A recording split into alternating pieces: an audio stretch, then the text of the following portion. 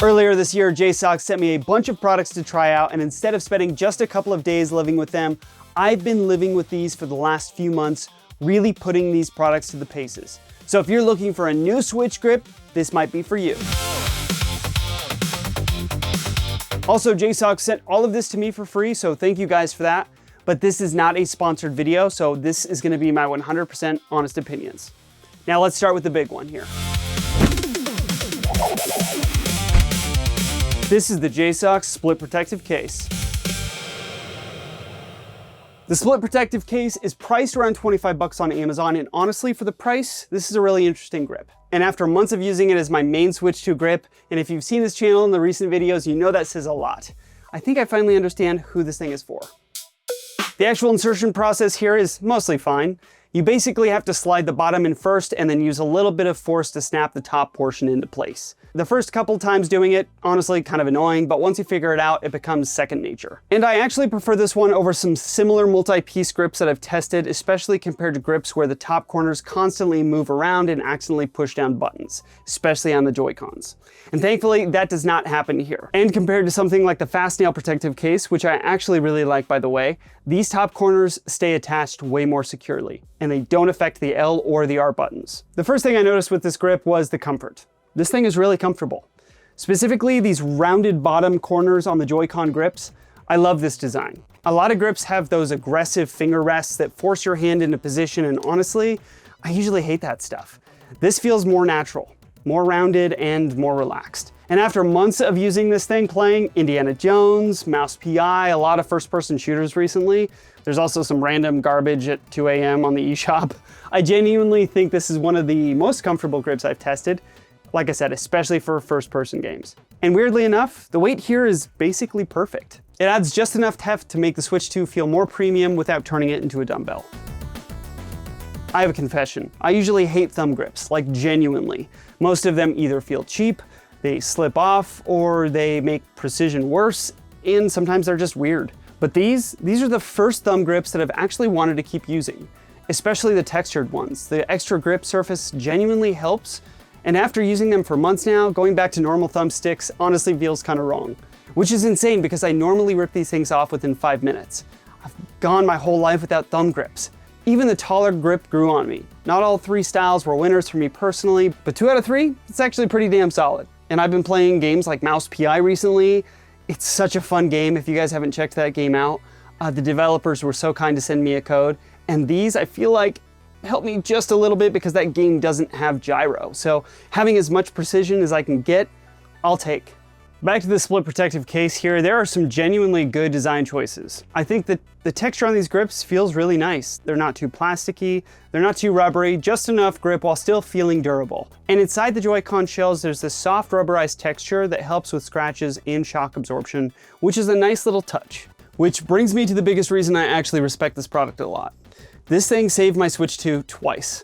The first time my Switch fell about 5 feet onto a metal chair and landed directly onto the left Joy-Con. And honestly, without this grip, the Joy-Con would have been absolutely destroyed. Then a second time, one of the Joy-Cons detached while I was carrying it around and it smacked the floor from about 2.5 feet. But it still survived. So while I have some issues with this grip that we're gonna get into, I gotta give JSAUX credit here. These Joy-Con grips legitimately did their job. And the included travel cover is legitimately really nice. It stays on nice, it's really solid, and the game cartridge slots in here are snug. Nothing falls out. And unlike some of the other cases I've tested that have a top cover like the JDD Win or the DJNR PPQ, this doesn't feel like I am trying to fight this thing every time I take it off. The material barely flexes. The fit is wildly tight, and it really feels like there should have been a release button or a latch system. Instead, you're fighting this grip the whole time. It feels like it was made by FromSoft.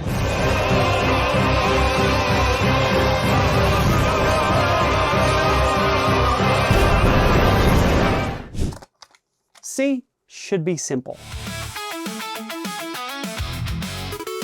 I also really love that the cartridge slots fit tightly enough where I don't feel like my games are gonna randomly fall out in my backpack. And yes, I know this thing holds like 10 games, but please, do not go around carrying 10 Switch games. I mean, how often are you traveling with your entire Switch 2 collection? I guess maybe if you have ADHD or if you have kids or something, but most games today are long enough where you really only need a couple for a trip. I told you there were issues here, and I'm gonna tell you straight up. This backplate sucks. Sorry guys, but I don't know who designed this. It feels like two different teams were making this, because the Joy-Con grips, those are great. But the backplate, what the hell happened here? The top portion stays on reasonably well, but the bottom section is way too loose. One accidental slip and this whole thing can come apart. Something else that's a little bit of a nitpick is the constant creaking here has started to drive me insane. Now, to be fair, part of this is probably because the Joy-Cons too have a fair bit of wiggle, but this grip absolutely amplifies it. I completely understand why one of my friends literally removed this backplate from his grip, and he's just using the Joy-Con 2 grips by themselves, because those are honestly great, but the backplate here needed adhesives, magnets, something, because right now it mostly feels like a cosmetic scratch cover. And honestly, that's what frustrates me the most, because if this backplate was just slightly more refined, this thing would be one of the easiest recommendations in the entire Switch 2 grip market. Now somehow the docking experience is even more frustrating. Yes, this technically does dock, but holy hell is it annoying. I cannot tell you how many times over the past few months I've put this into the dock, thought it connected, and then nothing happened on the TV. And honestly, I very rarely ever get a seamless dock the first try. Most of the time I have to adjust it, reseat it, wiggle it slightly, and pray. And getting it out of the dock, that is not fun either. You usually have to hold the dock down while pulling the Switch 2 out because it's such a tight fit, which honestly probably explains some of these heat issues, because this thing got hot while docked. Now handheld, okay, that's honestly fine, nothing catastrophic, but docked, yeah, this thing got pretty concerning with heat. I measured around 112 degrees Fahrenheit docked, and that's all depending on where I measured, and while handheld temperatures honestly mostly seemed okay, that docked heat definitely concerns me long term. Now, is your Switch 2 going to explode? No. But personally, I probably would not recommend using the full backplate setup during the super long dock sessions, especially if you're playing something pretty intensive, like Indiana Jones and the Great Circle on the Switch 2. Because every time I docked this thing for a while, that fan would absolutely kick up. And honestly, I think a lot of people are gonna end up doing exactly what my friend did, removing the backplate and just use the Joy-Con grips. Because once you do that, most of the docking frustration disappears entirely. And honestly, that's probably how I'd recommend using this thing too. Hey guys, while you're here, I'm trying to hit 10,000 subscribers by the end of this year. With your help, I know we can do it, so please make sure to subscribe down to the channel. Give me a like if you don't mind and you find the information today valuable. Also, leave a comment down below. I'm gonna be doing a new giveaway to win one of these JSAUX split protective cases. All you have to do is leave a comment down below telling me what your favorite Switch 2 grip is. Are you rocking a Switch 2 grip, or do you prefer not? Let me know down below and I'll pick a winner in 2 weeks. Back to the video. Quick side note here, I tested the setup docked using the new 8BitDo Ultimate 2 Bluetooth controller and the 8BitDo Pro 3 Bluetooth gamepad. And this is not sponsored at all. 8BitDo sent me both of these controllers for free. Thank you guys. And I wanted to put them to the test here while I was already using this grip setup. And honestly, I highly recommend the Ultimate 2 if you're looking for a Switch 2 Pro controller alternative. And you can get it for 20 bucks less. The Ultimate 2 especially has a lot of similar features to the Switch 2 Pro controller, and I ended up using it a ton while testing this grip docked. So if you're looking for a Switch 2 Pro controller, definitely recommend it. So after months of using this, where do I land on it? Honestly, I think this is a really good grip, but it has one major flaw. The comfort is great, the protection genuinely saved my Switch 2, the thumb grips really surprised me, and for around 25 bucks, I actually think the value is really solid here. But the backplate desperately needs improvement. If JSAUX ever revises this thing, I'd like to see a better locking mechanism on the bottom and small but less creaking. I think they'd have an absolute banger on their hands because the foundation is already here. And honestly, if they ever sold the Joy-Con grips separately, I'd probably recommend those immediately. Now, while I didn't love every single part of the split protective case, JSAUX also sent me over something else that I ended up using way more than I expected. This is the JoyVerse Joy-Con grip. I kind of dig this thing, especially for quick gaming sessions at my desk.